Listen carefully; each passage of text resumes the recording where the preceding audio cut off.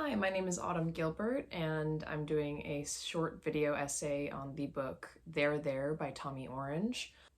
When I came into this book, I did not realize that Oakland even had a sizable native population. Now, coming away from this book, I realized that not only is there a large native population in Oakland, but a very diverse population. The title of the book, There There, has a couple of different inspirations. At one point, one of the characters is listening to the song There There by Radiohead. It's also referring to a quote from Gertrude Stein, who was an American novelist, that says, when speaking about Oakland, "There is no there there."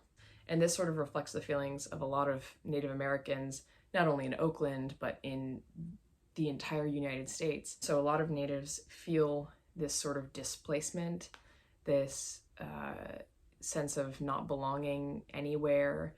And another theme throughout the book that is discussed by many characters is what it means to be an Indian.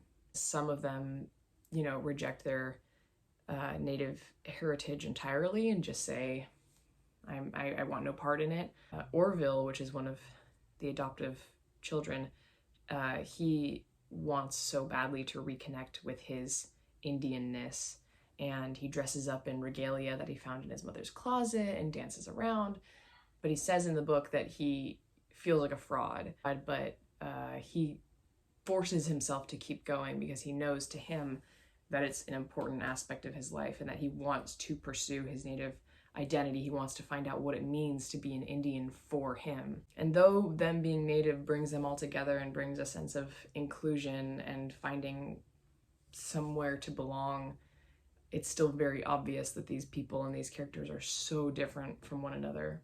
I really enjoyed this book. I thought that it was very engaging and well written and interesting how much these people related to one another. Everyone was either related or distantly related or friends or had been adopted, and they all end up coming together in the end of the book, most of them.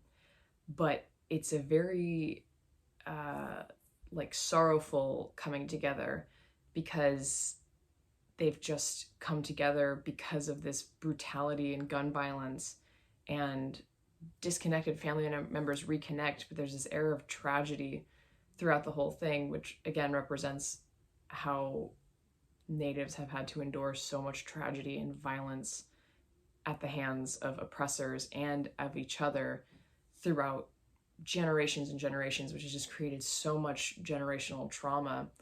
So even though they're finally reconnecting, it's under these terrible circumstances, but the book sort of implies or hopes that there are ways to heal these wounds, even taking the steps to go to the powwow and reconnect, despite knowing there's threats of violence, despite knowing the fate of many natives, and saying, I'm going to embrace that part of me anyway, is very powerful.